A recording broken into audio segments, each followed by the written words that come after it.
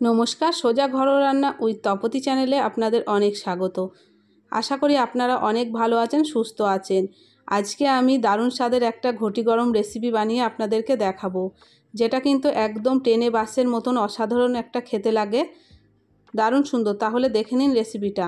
আমি এখানে ঘটি গরমের চানাচুরটা নিয়ে নিয়েছি। দেখুন, এর মধ্যে কিন্তু ছোট ছোট পাঁপড়ের মতন আছে, আবার বাদামও আছে। এরকম দেখে কিন্তু নিতে হবে, তাহলে কিন্তু ঘটি গরমটা খেতে কিন্তু অসাধারণ লাগবে। কড়াই বসিয়ে দিয়েছি, কড়াইটা গরম হয়ে গেলে চানাচুরগুলো দিয়ে দেবো।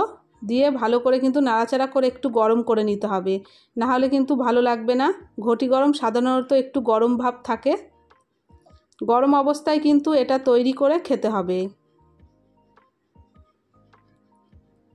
গরম হয়ে গেছে, একটা পাত্রে নামিয়ে নিলাম। কেটে রাখা এখানে শসা কুচি দিয়ে দেবো, আর দিয়ে দেবো এখানে পেঁয়াজ কুচি, ধনেপাতা কুচি দিয়ে দেবো, ঝালের জন্য দেবো লঙ্কা কুচি,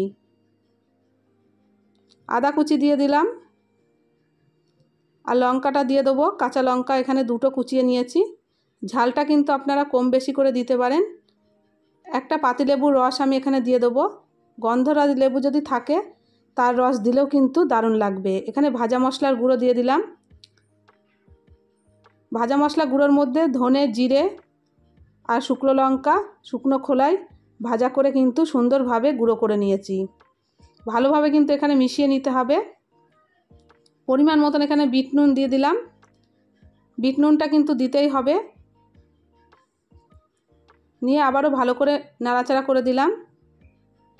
এখানে তৈরি হয়ে গেছে আমার ঘটি গরম রেসিপি।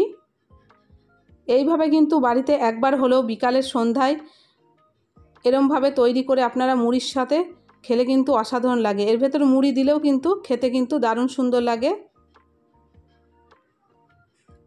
একবার হলেও বাড়িতে আপনারা তৈরি করে দেখতে পারেন। রেসিপিটা খেতে কিন্তু অসাধারণ লাগে। উপর থেকে একটু শসা কুচি দিয়ে দিলাম। তাহলে ভালো থাকবেন, সুস্থ থাকবেন। দেখা হবে নেক্সট রেসিপিতে। ততক্ষণে সাবধানে থাকবেন। আর একবার হলেও কিন্তু এইভাবে তৈরি করে আপনারা বাড়িতে দেখতে পারেন।